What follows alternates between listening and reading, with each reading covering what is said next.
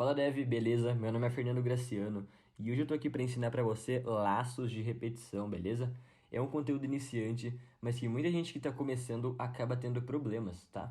Não é um assunto tão difícil, mas tem uns conceitos um pouquinho complicados, tá? E às vezes as pessoas se confundem, mas eu tô aqui justamente para estar desmistificando isso para você de vez, certo? Então, antes de a gente partir para o código, vamos entender só algumas coisas aqui, tá? O que são os laços de repetição? Laços de repetição nada mais são do que uma maneira eficaz de a gente estar trabalhando com estruturas de repetições baseadas em estruturas condicionais. Então, ao invés de a gente repetir milhares de vezes um determinado código, nós podemos utilizar os laços para repetir qualquer coisa até que outra coisa aconteça. Parece um pouquinho complicado, eu sei, mas fica tranquilo que eu vou estar descomplicando isso totalmente para você. Também, vamos ver aqui o que a gente vai estar aprendendo nessa aula, né?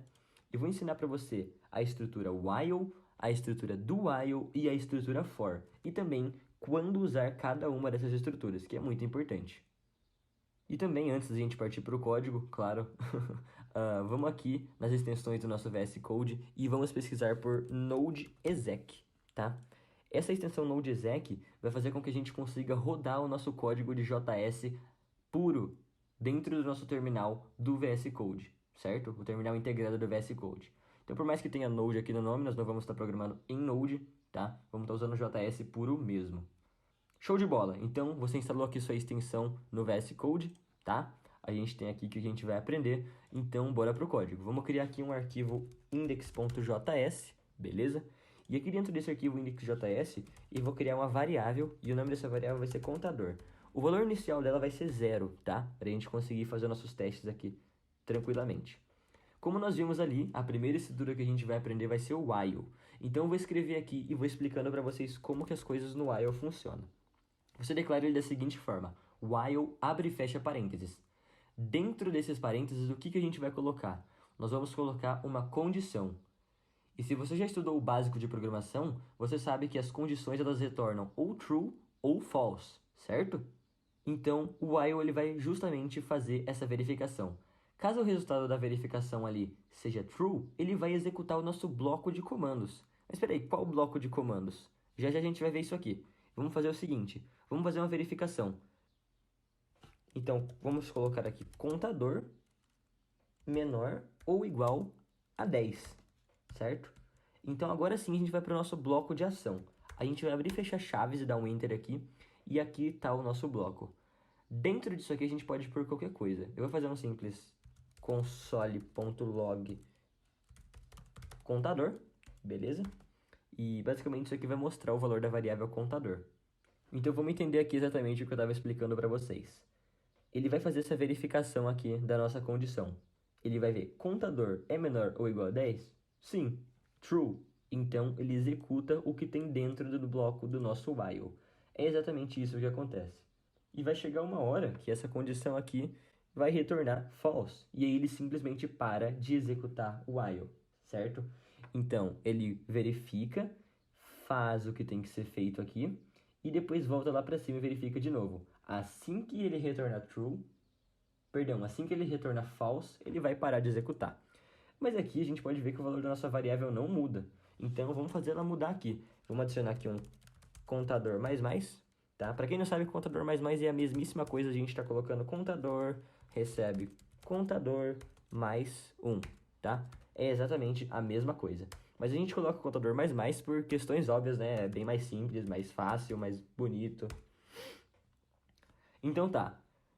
Vamos colocar aqui a nossa condição, contador for menor ou igual a 10, a gente vai mostrar o valor da variável, vai adicionar mais 1 e vai voltar lá em cima, certo?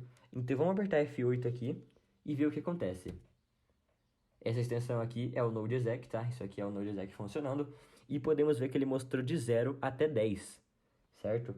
Então eu vou explicar para vocês o que aconteceu aqui. Ele foi fazendo esse processo durante várias vezes e chegou um momento que a variável contador ficou valendo 10. E ele fez a verificação. Contador é menor ou igual a 10? Sim. Então ele mostrou o valor aqui embaixo para a gente de 10 e depois adicionou mais 1 em contador. Então, como estava valendo 10, passou a valer 11. Beleza. Esse valor foi para a variável e aí, como sempre, ele subiu para cima de novo subiu para cima. Ele subiu ali de novo e fez a verificação. Contador é menor ou igual a 10? Não, falso. Agora está valendo 11. Então ele simplesmente não executa mais. E o código acabou aqui porque a gente não tem mais nada aqui embaixo do nosso while, beleza? Então, basicamente é isso. Tanto while, quanto do while, quanto for vão seguir essa mesma linha de raciocínio. Muda algumas coisinhas e é isso que a gente vai estar vendo agora. Então vamos marcar aqui que a gente já aprendeu a nossa estrutura while e agora a gente vai partir para do while, que é bem parecido, vocês vão ver. Show! Eu comentei o nosso código anterior aqui só para deixar aqui embaixo, beleza? E agora vamos voltar ali em cima e vamos ver como é que funciona a estrutura do while. Vocês puderam ver que ele faz a verificação aqui da condição primeiro e depois executa os comandos. O do while é basicamente o contrário. Como que a gente faz? A gente escreve do, abre chaves, beleza? E aqui dentro a gente vai colocar a mesma coisa que a gente colocou lá. Então, console.log contador, beleza? E depois um contador mais, certo? E depois das chaves a gente vai escrever while, entre parênteses, e a gente vai escrever a nossa condição. Então, contador menor ou igual a 10, certo? A gente coloca um ponto e vírgula aqui no final e vai executar exatamente a mesma coisa. Vamos apertar o F8 aqui de novo e executa exatamente a mesma coisa, tá? Se a gente mudar aqui a nossa condição para menor ou igual a 11, para seguir aquela mesma explicação que eu estava dando para vocês, claro que vai mudar, certo? Ele vai mostrar até 11. Ele fez o mesmo esquema e chegou a valer 12 a variável e aí não supriu a nossa condição. Mas vamos só fazer uma, entre aspas, depuração aqui, tá? Então, vamos ler isso aqui em, entre aspas, português para a gente estar entendendo melhor. Faça isso aqui, ou seja, mostre o valor de contador e adicione contador de novo, enquanto o contador for menor ou igual a 11. Então, ele vai fazer a verificação e, se a verificação não for suprida, ele acaba o laço, certo? É exatamente a mesma coisa do while, só que a condição vem no final, beleza? Deu para entender? Show de bola, então vamos marcar aqui um X que a gente conseguiu entender também a estrutura do while. E agora vamos para uma das estruturas que são, entre aspas, mais complicadas, que é o for, beleza? Muita gente sente dificuldade no for, mas eu vou descomplicar para você também, que na verdade é bem simples, só tem uma sintaxe um pouquinho diferente. E agora vamos aprender então o for, beleza? Vocês podem ter notado aqui que eu comentei a nossa variável contador, tá? Porque a gente vai declarar a variável agora dentro do for, exatamente. É até melhor porque a gente consegue uma organização melhor no nosso código, tá? Mas vamos lá, como é que funciona o for? Você vai escrever for, abre e fecha parênteses, e dentro desses parênteses a gente vai ter que declarar três coisas. Vamos declarar a nossa variável de controle, a nossa condição e o nosso incremento ou decremento. Não se assusta com os termos, fica tranquilo que a gente vai entender isso agora. Então, qual que é a nossa variável de controle que a gente estava usando até agora? Era a variável contador, beleza? Então, aqui dentro dos parênteses mesmo, nós podemos estar colocando contador é igual a 0, beleza? E a gente coloca um ponto e vírgula e dá um espaço, e ainda dentro dos parênteses a gente vai colocar o que agora? A nossa condição, a mesma condição que a gente usou no while e no do while, que é contador for menor ou igual a 10, certo? Damos ponto e vírgula de novo e damos um espaço ainda dentro dos parênteses e agora é hora de a gente colocar o nosso incremento ou o nosso decremento, certo? Aqui no nosso caso, em todos os exemplos que a gente usou um incremento, que é o que? Contador mais.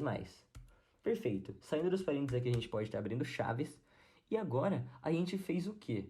A gente basicamente declarou a nossa variável, a nossa condição e aqui o nosso incremento, beleza? Pode ser um decremento também, que no caso seria menos, mas aqui no nosso exemplo eu estou usando mais. Show?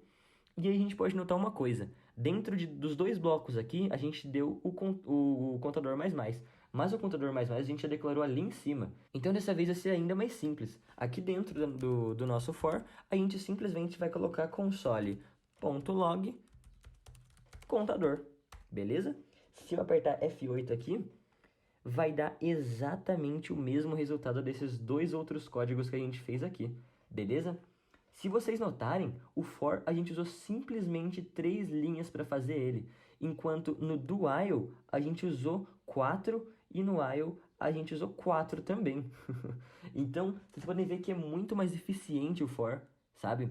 Às vezes as pessoas acabam complicando o for porque tem uma sintaxe diferente do while e do while, mas na verdade é até mais recomendado, beleza? A grande maioria dos programadores aí para esse tipo de situação acabam usando o for, certo? Então, só recapitulando aqui, for, variável de controle, a gente pode declarar um valor dela aqui dentro, beleza? A gente vai colocar a nossa condição depois do ponto e vírgula, e depois do ponto e vírgula a gente vai colocar contador mais, que é o nosso incremento. Aí você pode colocar um decremento também. Você coloca o que você quiser, sabe? Então vamos ali no nosso arquivinho, tá? E vamos marcar que a gente aprendeu a estrutura for. Show?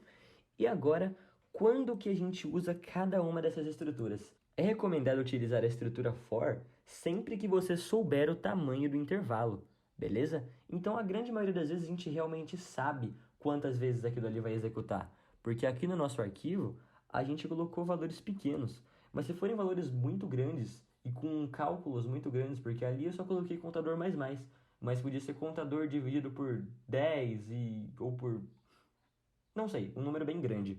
Então a gente não tem muita ideia de quantas vezes ele iria executar. Então é recomendado utilizar a estrutura while ou do while, quando a gente não tem o total controle sobre quantas interações irá executar. Beleza? Então eu vou marcar aqui um X também. E é isso, eu realmente espero que vocês tenham entendido aí, basicamente, os laços de repetição dentro do JavaScript, certo? Então, while, do while, for e quando usar cada uma. Show de bola? Então é isso aí, grande abraço, continue estudando e é isso. Falou!